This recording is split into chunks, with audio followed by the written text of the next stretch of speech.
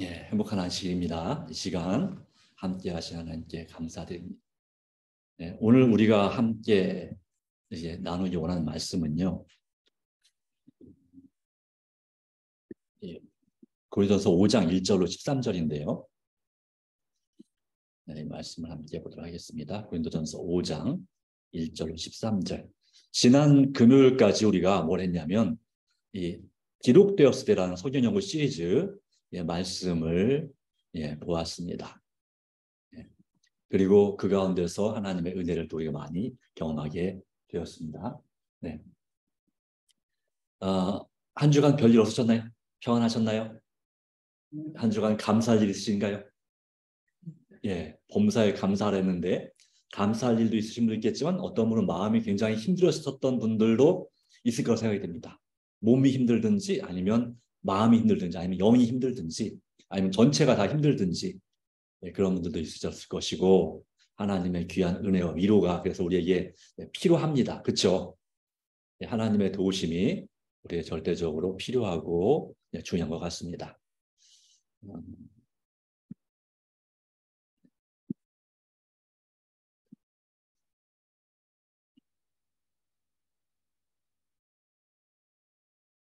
네.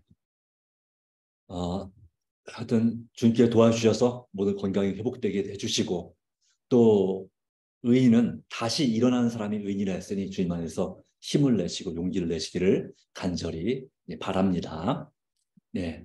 그리고 또한 이 안식일도 주님의 은혜가 충만한 안식일 되게 하시고 여러분의 앞길 가운데 주께서 모든 길을 열어주시고 또 살 길과 갈 길을 주시기를 간절히 바랍니다. 자, 전체 제목은 여기에 5장 전체죠. 1절로 13절이면 전체인데요. 바울이 출교를 명령함이라고 되어 있습니다. 개정판에는. 네, 오늘 제가 붙이는 제목은 순전하고 진실하신 6월절 양 그리스도라는 제목을 가지고 함께 나누고자 합니다.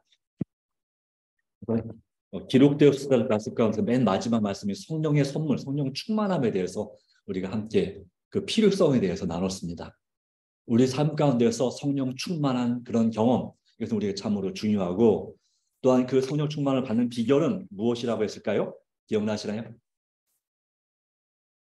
네, 성령 충만을 받는 비결은 내 자아를 주님께 굴복시키는 것입니다. 기도, 그리고 무엇일까요? 말씀입니다. 기도와 말씀으로 성령님의 충만함을 구하고 내 자아를 굴복시킬 때 바로 성령을 통해서 예수님께서 내 안에 들어오시게 되면 그분께서 내 삶을 주장하시고 또한 변화시킬 수 있다는 사실을 우리에게 보여주고 있습니다. 그러기에 우리는 누군가를 위한 중보 기도, 내 자신을 위한 기도도 정말 필요하고 중요합니다. 하나님의 특별히 기도할 때 하나님의 말씀에 약속에 의지한 기도, 약속을 의지한 기도를 드리시길 바랍니다. 그것이 우리에게 아주 중요한 것입니다. 그리고 우리가 누군가를 위한 중보 기도 필요하죠. 그래서 내일은 전 세계적으로 북한 선교를 위해서 기도하는 기도일입니다. 관련된 그런 설교를 하게 될 것입니다. 북한 선교에 관한 다니엘의 기도를 중심으로 하는 이 기도의 필요성에 대해서 또 우리가 어떤 기도를 드려야 될지에 대한 그런 부분을 함께 나누기를 원합니다. 자, 오늘 이 내용 가운데서도 우리는 예수님을 바라보고 그분을 본받는 것이 우리에게 참으로 중요함을 다시 한번 생각하게 됩니다. 자, 고린도 교회 일단 성경 말씀을 보겠습니다. 고린도전서 5장 1절로 13절입니다. 너희 중에 심지어 음행이 있다 함을 들으니 그런 음행은 이방인 중에도 없는 것이라. 누가 그 아버지 아내를 취하였다 하는도다. 다시 말하면 아버지 아내니까 친엄마를 말하는 건 아니겠죠. 친어머니가 아니라 계모, 새엄마를 취하였다 하는도다 라고 하는 거죠. 그리하고도 너희가 교만하여져서 어찌 이를 통하니 여기지 아니하고 그 일 행한 자를 너희 중에서 쫓아내지 아니하느냐. 내가 실로 몸으로는 떠나 있으나 영으로는 함께 있어서 거기 있는 것 같이 이런 일을 행한 자를 이미 판단하였노라. 자, 4절입니다.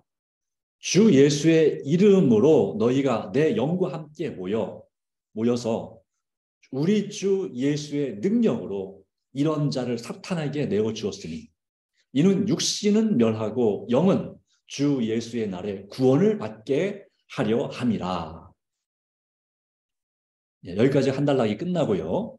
그 다음에 6절부터 시작됩니다. 너희가 자랑하는 것이 옳지 아니하로다. 적은 누룩이 온 덩어리에 퍼지는 것을 알지 못하느냐. 너희는 누룩 없는 자인데 새 덩어리가 되기 위하여 묵은 누룩을 내어버리다.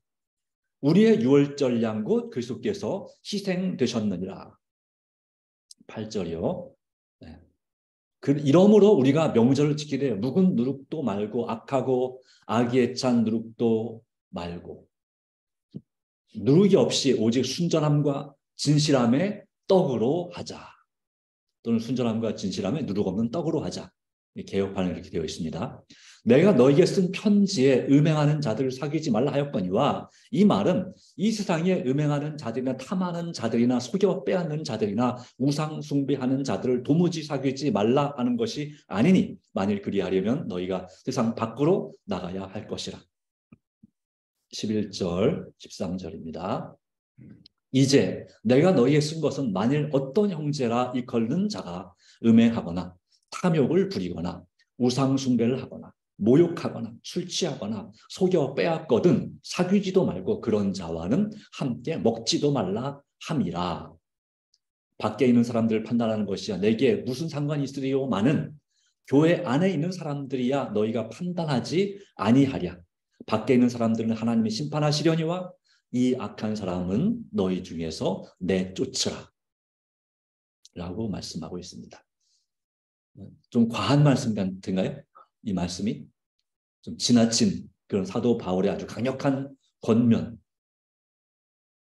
것처럼 보입니다. 11절 말씀 가운데 어떤 형제를 걷는 자가 음행하거나 탐욕을 부리거나 다시 말해 욕심 부리거나 교회에서 어떤 같이 나눠 먹어야 될 것에 대해서나 같이 나눌 물건에 대해서 욕심을 부리거나 왠지 그런 마음이 들 때가 있죠. 좋은 거 보면은 한 개라도 더 챙겨가고 싶은 그런 욕심을 부리거나 또 우상 숭배를 하거나 누군가를 모욕하거나 술 취하거나 요즘은 담배도 포함되겠죠. 예. 예. 속여 빼앗거든 사귀지도 말고 그런 자는 함께 먹지도 말라 함이라. 이 말씀이 이 시대에도 필요할까요? 네. 우리가 이런 사람들과 함께 사귀지도 말고 먹지도 말고 그렇게 살고 있습니까? 아니면 안 그렇습니까? 예, 교인이 아닌 사람들은 우리가 관심을 별로 안 갖죠, 사실은. 이러면서 우리가 특별히 잘 직장 동료 아닌 이상은 교제를 잘 안 합니다. 그러나 이 교인 중에 이런 사람이 있다면 이런 사람들에 대해서 사귀지도 말고 함께 먹지도 말라고 말씀하고 있어요. 우리가 알고 있는 그런 이런 것에 또 여기 기록된 11절 내용 외에도 여러 가지 많은 알게 지은 모르게 짓는 죄들이 있습니다. 그런 죄 지는 자들과 사귀지 말라, 먹지도 말라 하는 말씀을 들을 때 어떻게 보면 이 시대에는 좀 적용하기가 지나친 말씀인지 모르겠습니다. 그러나 그 당시에는 아주 합당한 말이었다고 하는 것을 보여주고 있습니다. 그러나 이제 왜 이런 말을 했는지를 사도 바울이 왜 이런 말을 했는지를 우리가 이해할 필요가 있다고 하는 것이죠. 이 고린도라고 하는 지역의 그 문화적 배경을 살펴보면 고린도는 이 그리스에서 지금 헬라 그리스에서 남쪽에 있는 도시입니다. 제일 북쪽에 마케도니아, 이 알렉산더 대왕이 지배했던 그 태어난 나라의 마케도니아가 있고요. 거기에 이제 올리푸스산 또는 제우스산이라는 산이 있고요. 거기에 유명한 도시는 뭐냐면 데살로니카입니다. 오늘날 데살로니키라고 하더라고요. 그 다음에 저도 조금 더 내려오면 이제 테베라고 하는 유명한 도시가 있습니다. 한때 이제 이 알렉산더 대왕이 등장하기 전에 그리스 전체를 지배했던 그런 나라가 테베입니다. 거기서 조금 더 몇십 킬로 내려가면 어떤 나라가 있냐면 여러분이 많이 들어본 나라, 영화에도 나오는 300 들어보셨죠? 거기 나오는 스파르타라는 또 뭐 요즘도 맞아 학원에서 스파르타식 교육을 시킨다 뭐 이런 거 이런 정말 강함을 추구했던 나라, 한없이 강함을 추구했고 절제했던 나라, 스파르타입니다. 거기서 이제 한참을 더 내려가면, 이제는 100km 이상, 몇백 킬로를 내려가면 어떤 유명한 도시가 나오는데, 그 도시가 뭐냐면 그리스 하면 떠오르는 도시, 현재 그리스의 수도 아테네입니다. 아테네가 있습니다. 성경은 아덴이라고 되어 있어요. 아덴. 그 아테네에서 몇십 리를 더 내려가면 어떤 도시가 나오냐면 고린도 또는 코린토라고도 그러죠. 코린토. 성경에서는, 우리 한글로는, 성경으로는 고린도가 있습니다. 이 고린도는 상업이 발달한 도시였습니다. 동쪽 서쪽으로 아주 유력한 항구가 있어서 무역의 중심지였고요. 이 에베소, 성경에 나오는 에베소 교회 나오는 에베소 지역은, 이 터키의 그 남부 서남부 해안 지역은 이 고린도의 식민지가 될 정도로 아주 강력한 그런 도시국가였습니다. 아테네만큼은 안 되지만 그래도 그에 못지않은 그런 나라였는데, 그런데 소문이 안 좋은 도시였어요. 글쎄요, 우리나라에서 소문이 좀 안 좋은 도시가 어딘지 모르겠습니다만은, 하여튼 그렇습니다. 그리스에서 제일 소문이 안 좋은 도시가 바로 고린도였습니다. 왜 그랬냐면, 이 여자들은 거기 이제 그 고린도의 이 아프로디테라는 미의 여신을 섬기는 신전이 있었는데요. 그러니까 미의 여신을 섬기다 보니까 거기에서 일하는 신녀들, 그러니까 그 제사장들은 다 여자들입니다. 그리고 그 고린도에서 태어난 모든 딸들은 그 신녀가 되어야 됐어요. 네. 그래서 그 미의 여신을 섬기는 미의 여신의 딸들이라 해가지고 그 우상을 섬기는 제사장이 되었습니다. 그래서 10대 청소년 때부터 그런 성적인 교육을 받았어요. 그러다 보니까 말하자면 이제 매춘을 하는 창녀였죠. 그래서 그것이 아주 유명한 도시가 고린도였습니다. 그러다 보니까 그러한 자기 딸들이나 아니면 자기 애인들이 그런 성적으로 타락한 그런 것만 밝히는 그런 모습을 보는 남자들은 어땠을까요? 괴로운 거죠. 그러니까 뭘 찾을 수밖에 없어요? 술을 찾을 수밖에 없어요. 그래서 술주정뱅이가 제일 많은 도시가 고린도였어요. 이런 배경 가운데서 참 그럼에도 불구하고 이런 쪽에 아주 열성적인 그런 신을 섬기는, 그리고 상업적인 면에서 또 번영하는 그런 이 도시에 바로 복음이 들어왔습니다. 그리고 사도 바울이 아테네에서는 지식을 통해서 논리로 복음을 전하고 있었지만, 이 고린도에서는 말씀에 붙잡혀 성령의 충만한 감동으로 복음을 전하게 되었고, 많은 사람들이 이 고린도에서 기독교인이 되었습니다. 고린도 교회도 이 무역이 발전한 곳이다 보니까 이 장사에 뛰어난 유대인들이 그곳에 또 지점들이 있었습니다. 그래서 유대인 회당이 몇 개씩 있었습니다. 그 회당을 관리하는 장로 중에 제일 높은 사람이 회당장인데, 그 회당장이 2명이나 기독교인이 됐습니다. 회당장 그리스도보와 회당장 소스데네라고 하는 이러한 사람들도 기독교인이 됐습니다. 그래서 그곳에, 고린도에는 다른 지역에는 기독교 교회 터가 보통 한 군데, 많아야 2군데인데 이곳은 그것도 제대로 된 교회 터가 2개, 그 외에 여러 이제 집회 장소가 있는 것이죠. 그래서 아주 지금 다 무너져서 그냥 터만 남아 있어요. 그렇지만 이 교회 터가 우리 교회보다 넓습니다. 우리 교회보다 몇 배 넓습니다. 교회 터가. 그런 곳이 있는데, 바로 그래서 이 음행에 관해서 아주 익숙하고 자연스러운 그런 도시가, 그것이 심지어 죄도 되지 않는 도시가, 죄로 여김을 당하지도 않는 도시가 고린도였다. 그런데 그런 데에서 신앙을 지키는 것은 결코 쉽지 않은 문제입니다. 그런데 역시 심지어는 기독교 교인들 가운데서도 이런 음행의 문제가 생겨나게 됐다는 거 하는 것입니다. 그래서 여기에 2절에 통한이 여기지 아니하고, 문제는 그러한 교회 안에서의 그런 성적인 부도덕에 대해서 이 교회 지도자들이 그것을 뭐하지 않았다? 통한이 여기지 않았다. 통한이 여긴다는 말이 뭡니까? 통탄하다, 몹시 탄식하다, 슬퍼하다. 이런 말이 바로 통한이라는 뜻이에요. 통탄이라는 말과 같이 쓰죠. 통탄할 일이다. 예. 또는 정말 그렇게 통탄스럽고 한스럽다 뭐 이런 얘기, 통한이죠. 어떻게 인간이 저럴 수 있느냐라고 하는 표현을 쓸 때에 또는 어떻게 지도자가 저럴 수 있느냐는 표현을 쓸 때에 종종 야당에서 여당을 또 정부를 공격할 때 쓰는 말이 통탄이죠. 통탄할 일이다. 이런 말처럼 자 그런데 이 교회 지도자가 그런 일들을 그렇게 통한이 여기지 않았다. 자 그렇다면 여러분 왜 이 고린도 교회는 이런 음행의 문제에 대하여서 이런 조치를 어떤 특별한 조치를 취하지 않았을까요? 통한이 여기지 않았을까요? 왜 교회에서 여기 있는 말씀처럼 쫓아내지 않았을까요? 원래는 어떻게 됐습니까? 그런 교회의 부도덕한 그 사건에 대해서 그 상황에 대해서 정말 여기 말씀처럼 통한이 여기고 그들을 징계하고 그들 말을 듣지 않으면 출교시키는 그런 일이 필요했다고 하는 거죠. 쫓아내는 일이 필요했다고 하는 것입니다. 근데 왜 그렇게 하지 않았을까요? 어떻게 생각하십니까? 여기 말씀에 답이 있긴 있습니다. 2절 말씀 가운데 너희가 뭐 했다고 말되어 있습니까? 네. 뭐 했다? 오히려 교만하여져서라고 말하고 있습니다. 자, 교만하여져서. 고린도 교회의 영적 교만을 얘기하고 있습니다. 자, 왜 교만해졌을까요? 왜 영적으로 교만해졌을까요? 네, 고린도 교회는요, 그 이웃에 있는 아테네 교회보다 훨씬 더 교인 수가 많았습니다. 또 유력한 사람들이 교인이 되었습니다.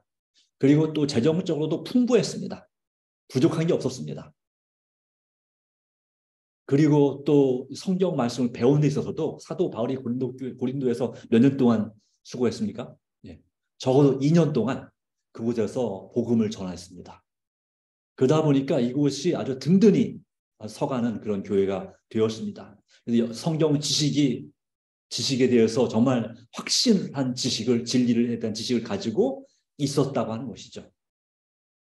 그래서 남 부러울 것도 없고 두려울 것도 없는 그리고 또 이 교회에는 뭐가 있었냐면 고린도 전 후서에 있는 것처럼 특별히 12장에 그리고 14장에 나오는 것처럼 성령의 은사가 충만했던 교회입니다.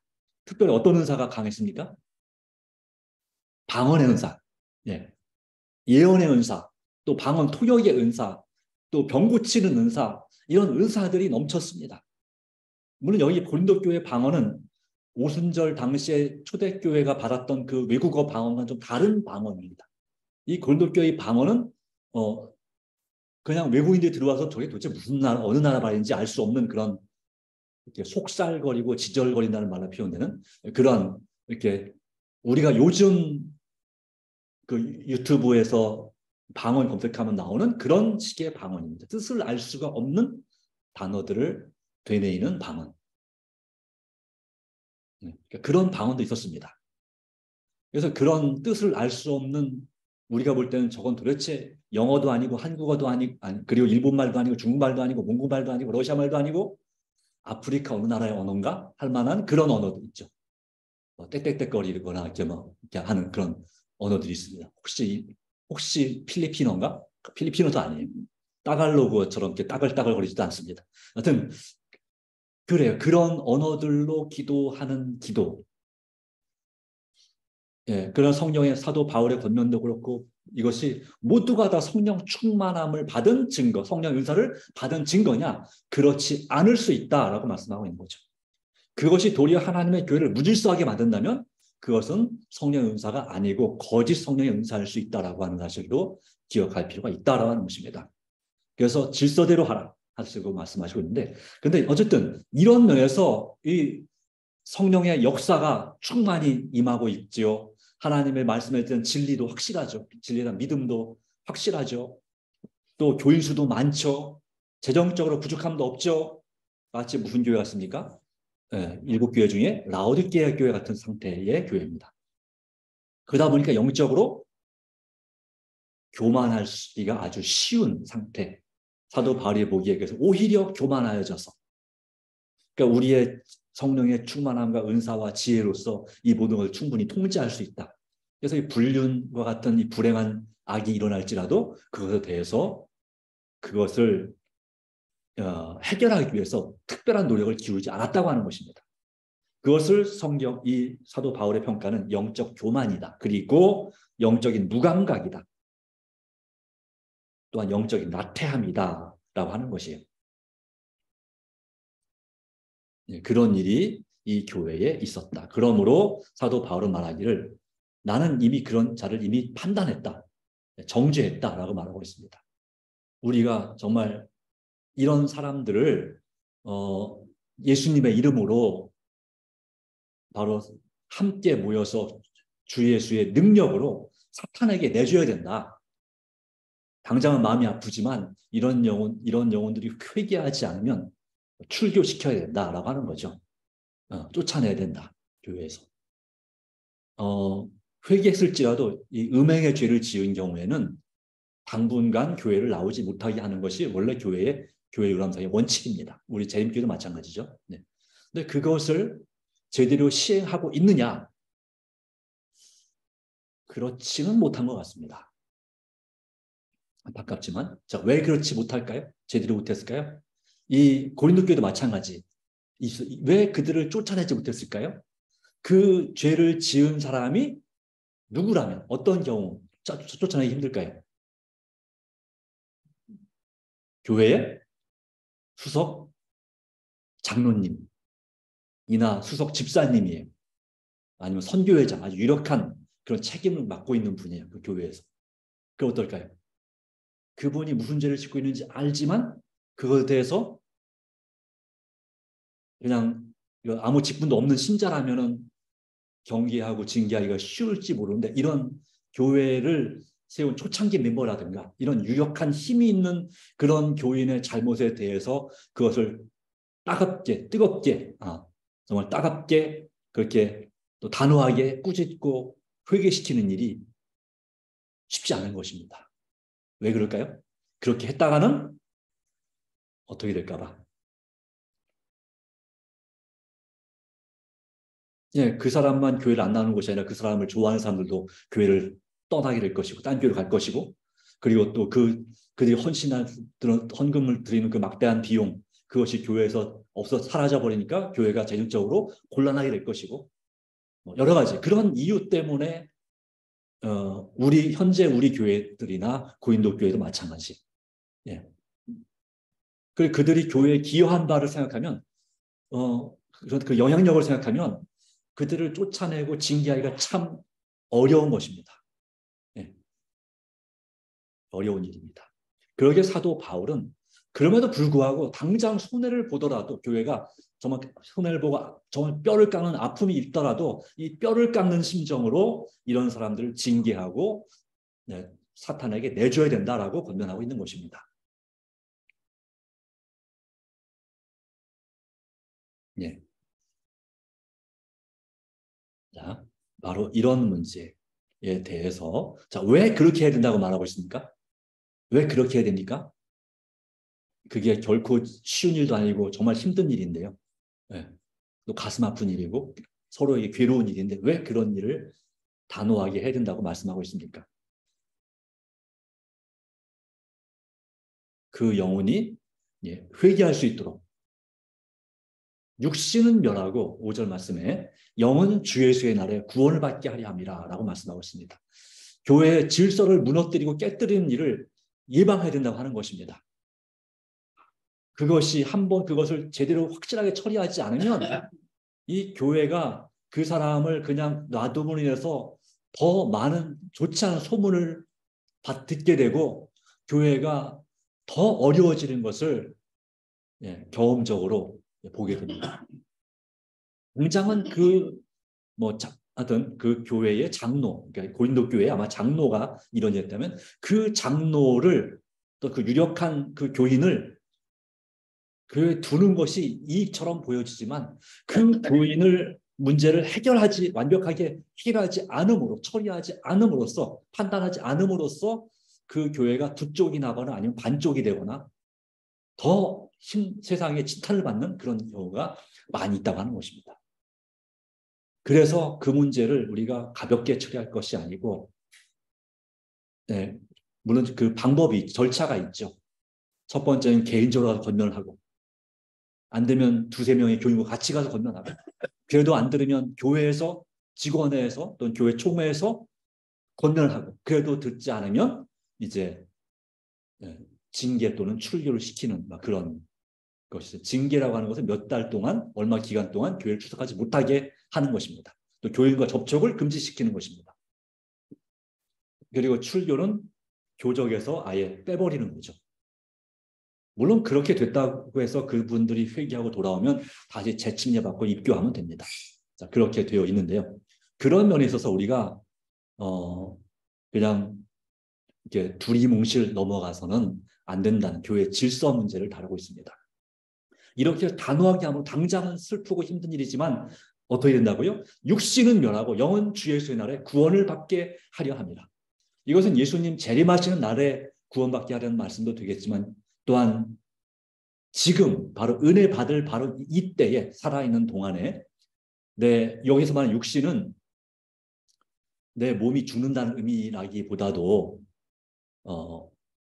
내 죄된 그런 습성과 습관을 단호하게 십자가에 못 박고 회개하고 바로 영으로 사는, 영적으로 내가 부활을 다시 한번 다시 태어남을 새롭게 됨을 경험하는 그것을 의미하는 것입니다. 육신은 멸하고 영은 구원받게 하려는 얘기는 꼭 예수님 재림하실 때만 해당되는 것이 아닙니다.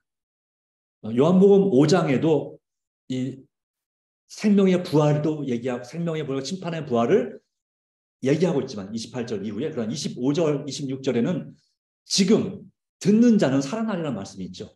영적으로 죽은 자, 죄로 인해서 죽은 자가 진정으로 깨닫고 성령의 감동으로 회개하면 그가 육신은 죽었으나 영은 사는 자가 된다라는 말이 요한복음 5장 25절, 26절에는 예수님께서 하신 말씀입니다.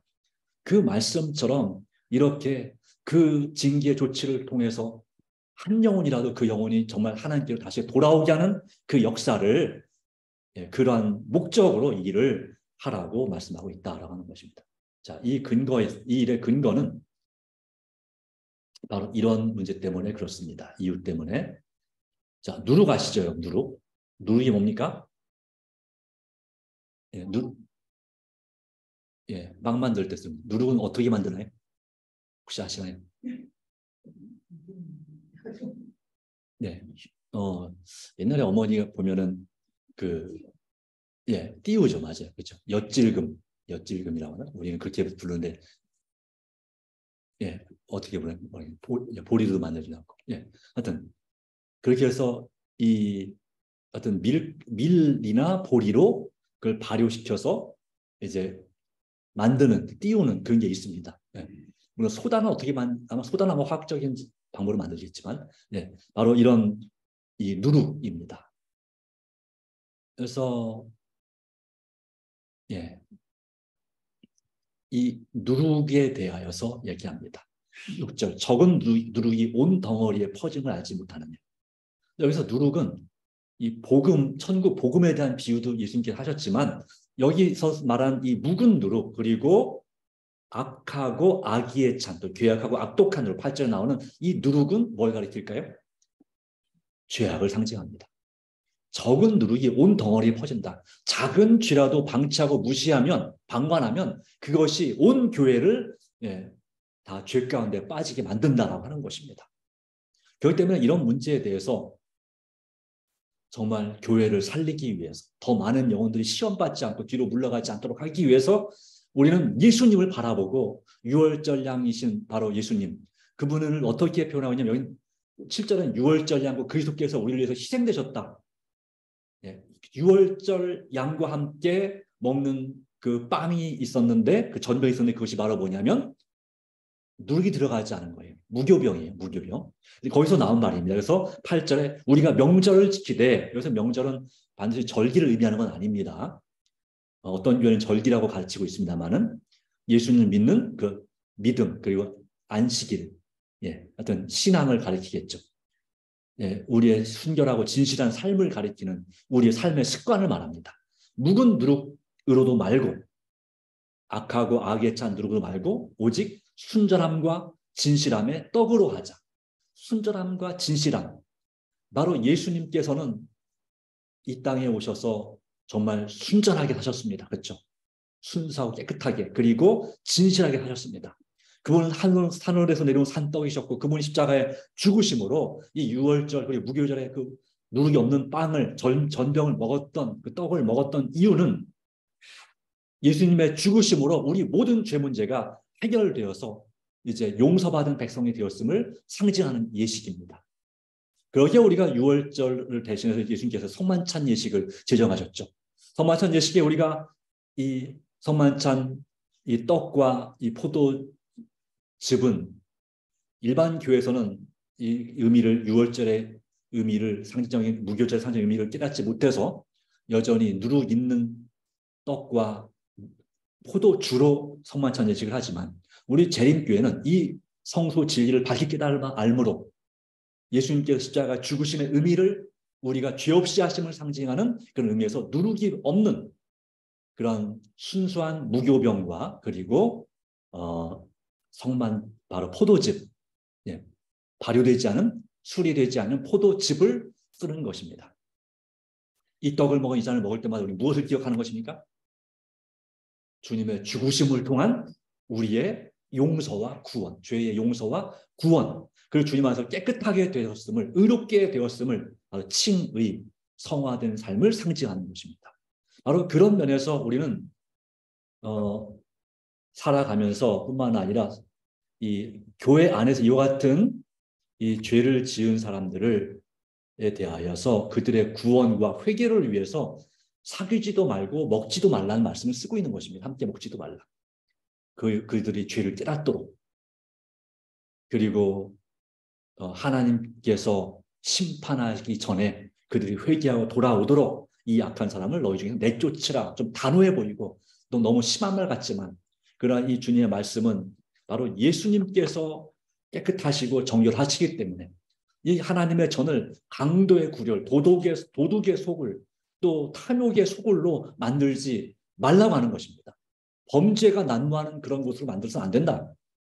정말 만민의 기도하는 집, 정말 말 그대로 거룩한 성령께서 거하시는 전이 되도록 해야 된다. 우리 자신, 우리의 공동체, 그리고 우리 교회, 예, 또 우리 가족의 삶에 있어서 정말 멸망에 가증한 것이 아니라 성령께서 충만히 임재하시는 그런 우리 자신과 교회가 되어야 된다는 사실을 말씀하고 있습니다.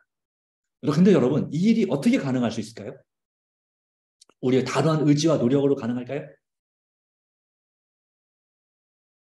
자, 우리 마음속에 이런 단호한 의지와 노력, 마음의 상처를 받고 당장 큰 손해를 보고 불이익을 당할지라도 이런 일을 실천하고자 하는 교회의 정결을 위해서 내가 내 한 몸, 이 한 몸 희생하고자 하는 그런 정신이 어떻게 생길 수 있을까요?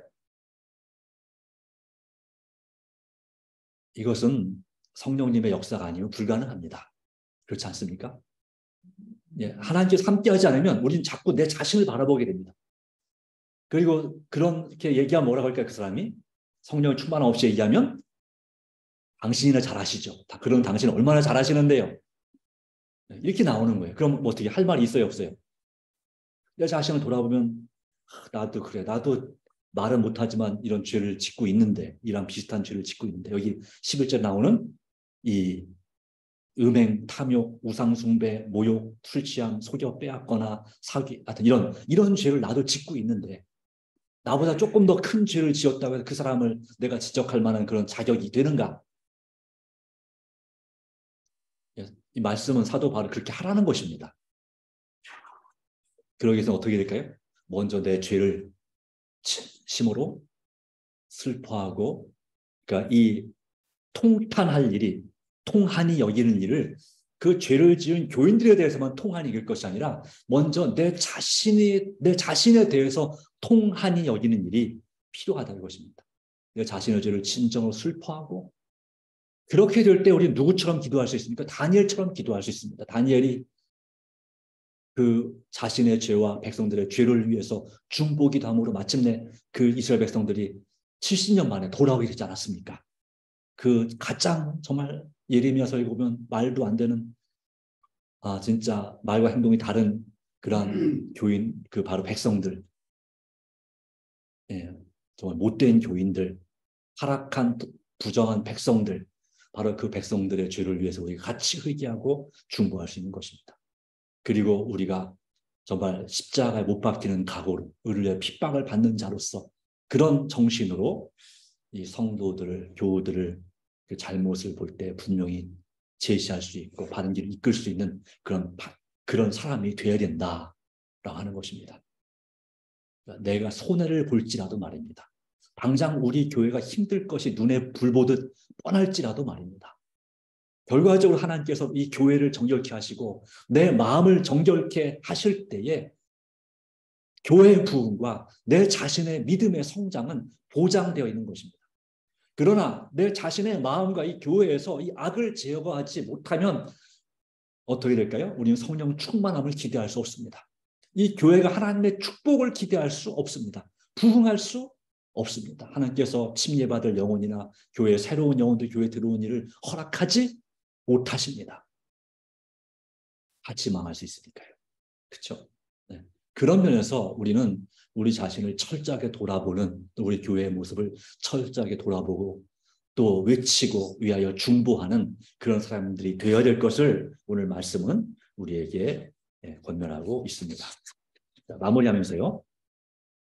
이 고린도전서 5장 7절에 관한 우리 재림교회 성경 주석의 말씀에 이런 말씀이 있습니다. 아주 좋은 말씀이 있는데요. 그들의 구원을 위하여 예수 그리스도를 통해 마련된 대책을 받아들이는 모든 사람은 그분을 믿는다는 신앙 고백으로 그의 깨끗하심과 같이 순결해질 의무가 있다. 우리는 순결해질 의무가 있습니다. 누구처럼요? 그의 깨끗하심과 같이. 요한일서 3장 3절 주를 향하여 이 소망을 가진 자마다. 우리는 어떤 소망이 있습니까? 구원의 소망. 또 어떤 소망이 있습니까? 재림의 소망. 또 어떤 소망이 있습니까? 부활의 소망. 또 어떤 소망이 있습니까? 나만 구원받는 것이 아니라 나의 가족들을 구원하고자, 나의 지인들을 주님께로 인도하고자 하는 소망. 그 외에도 하나님께 주시는 축복과 행복을 누리고자 하는 그런 간절한 소망. 성령 충만한 예수님과 친밀한 교제를 나누고자 하는 이와 같은 소망을 가진 자마다 그의 깨끗하심과 같이 자기를 깨끗하게 하는다. 이 일도 물론 성령 역사도 되는 일입니다. 그래서 우리가 할 일은 내 자아를 굴복하고 바로 우리가 순결해지는 것이 뭐라고요? 의무라고요. 의무. 의무는 반드시 어떻게 됩니까? 해야 되는 겁니다. 그리스도인이라 내가 그리스도인, 내가 김포교인이면 김포교인으로서 의무를 하지 않습니까? 마찬가지로 그리스도인으로서 우리는 예수님께서 깨끗하심과 같이 우리도 깨끗해질, 순결해질 의무가 있다. 그리스도인 생의 완전한 모범은 예수 안에서 그들 앞에 놓여졌으며 그들의 삶은 그리스도의 능력 안에서 승리하는 생애의 지속적인 예증이 되어야 한다. 그러니까 비결이 여기 나오죠. 우리는 주님께 맡기면 그 다음에 성령께서 우리 마음에 역사하시고 그 성령을 통해 누가 내 안에 역사하십니까? 예수님께서 살아계십니다. 그 예수님의 능력 안에서 우리가 이 죄된 습관, 죄와의 싸움에서 승리할 수 있다. 용서받을 수 있다. 한 주간 어떻게 보면 정말 한 통탄솔한 만큼, 한숨이 나올 만큼 내 자신이 정말 죄스럽고 한심하고 도대체 내가 왜 이렇게 영적인, 육적인 건강을 해치고 있는 삶을 살고 있는지 그런 마음이 들지 않습니까? 그런데 분명히 우리가 아는 것은 이 문제를 우리 스스로의 힘으로 아무리 노력을 해도, 우리 의지로 아무리 결심을 해도 되는 것도 있지만 어떤 것은, 어떤 죄는 안 된단 말입니다. 불가능합니다. 진짜 불가능. 왜 그럴까요? 내가 그 죄를 사랑하고 좋아하다 보니까, 좋아하고 사랑하다 보니까 이것을 극복하는 것이, 끊는 것이, 정말 싫어지게 되는 것이 불가능해 보입니다. 하나님, 이런 죄를 내가 평생 짓고 살아야 되나요? 아니, 용서해달라고 기도하고 또 이 죄로 또 그 다음 하루가 다 지나기 전에 다시 또 주님께 용서해달라고 기도하고 그런 생각, 그럴 때 있지 않습니까? 좀 많지 않습니까? 그럴 때 어떻습니까? 내 자신이 한심하죠. 사단이 우리 마음속에 속삭이죠. 그래, 어제 용서해달라고 오늘 또 용서해달라고 그러고 내일도 그럴 거지? 그렇게 뭐 하냐? 그거 너 지금 뭐 하는 짓이냐? 그리스도인, 웃기지 말라고 그래라. 뭐 이렇게 얘기한단 말이죠. 너 같은 애가 그리스도인이냐? 네, 이렇게 말하고 있단 말이죠. 우리 마음 속삭이는 이러한 우리에 대해서 우리 예수님은 어떻게 보실까요? 우리의 유월절 양 곧 그리스도께서 희생되셨느니라. 누굴 위하여? 예, 묵은 누룩을 사랑하고 괴악하고 악독한 누룩을 사랑하는 거기에 매여서 어쩔 수 없이 시달리고 있는 우리를 위해서 희생되셨느니라. 이 유월절은 원래 애굽의 노예 상태에서 이스라엘 백성들을 구출해내는 그 10번째 재앙이 유월절 의식 아니겠습니까? 그렇습니다. 네. 사단에게 붙잡혀서 오도 가도 못하는 우리를 풀어주는 그 절기가 유월절입니다. 예수님이 바로 그 일을 하셨다고요. 누굴 위해서요? 나를 위해서요. 나 같은 죄인을 위해서요. 그렇게 하셨다고요. 그럼 우리는 어떻게 하면 되겠습니까? 예, 믿음으로 다시 일어서시기 바랍니다. 주님 안에서 다시 한번 주님을 의지하기로 다시 한번 결심합시다. 저와 여러분이 다시 한번 결심합시다. 물론 우리의 결심은 이 정로에게 대한 생애빛에 마치 모래 동아줄 같다. 썩은 동아줄도 아니고요. 썩은 동아줄은 조금이나 땡겨지긴 하죠. 모래 동아줄은 어떻게 될까요? 모래 동아줄. 이렇게 백사장에 모래 모양으로 밧줄 만들어놨어요. 만지면 어떻게 될까요? 땡겨집니까? 아니요. 잡자마자 바삭 부서집니다. 그만큼 우리의 결심이 그런 모래로 만든 동아줄 같다. 헛거다 이 말이죠. 그렇지만 그럼에도 불구하고 우리의 의지를 우리의 마음을 우리 주님께 드릴 수 있다. 그게 헌신이다라고 말씀했어요, 여러분. 어렵나요, 쉽나요? 우리가 우리 마음을 주님께 드리기로 기도하는 건 어려운 일인가요? 그렇게 어려운 일은 아니지 않습니까? 믿음으로 나를 끝까지 포기하지 않으시고 버리지 아니하시는 우리 주님을 의지함으로 정말 우리를 정결케 하심을 믿고 약속의 말씀을 의지해서 끝까지 포기하지 말고 내 평생 주님을만을 바라보고 믿음으로 승리하게 살아가기를 간절히 바랍니다. 우리 주님 반드시 도와주심을 믿습니다. 다시 한번 용기를 내시고 우리를 단련하시는 주님을 의지합시다. 하나님 아버지, 우리에게 주신 귀한 은혜를 인하여 감사드립니다. 이 자리에 또 줌으로 참여한 7 가정에게 복을 주시고 또한 우리 이 교회에 모여서 함께 예배하는 우리 성도들에게도 은총을 베풀어 주셔서 오 주님, 우리 이 죄인 된 우리들을 완전하게 하여 주심을 믿고 감사드립니다. 우리의 유월절 양구 그리스도께서 우리의 죄악을 제거하시고 깨끗하게 하시기 위해서 십자가에 우리를 위하여 희생하셨습니다. 이제 예수님을 믿음으로 우리는 순전함과 진실함에 떡이신 예수님을 먹을 수 있고 주님 안에서 변화될 수 있습니다. 우리 죄가 간절히 회개하는 가운데 용서받을 수 있습니다. 우리를 깨끗하게 하는 것이 우리의 의무라고 성경 주석 가운데 말씀해 주셨습니다. 이 의무를 다 할 수 있도록 우리가 결심합니다. 비록 우리 결심은 모래 동아줄처럼 약하지만 그래도 우리의 의지를 주님께 드리오니 이제 주께서 우리의 모든 것을 책임져 주실 줄 믿고 감사드립니다. 하나님 아버지, 오늘 역사하시고 도와주시옵소서. 주님의 귀중한 은혜가 우리와 함께함을 믿사오며 예수님의 이름으로 기도합니다. 아멘.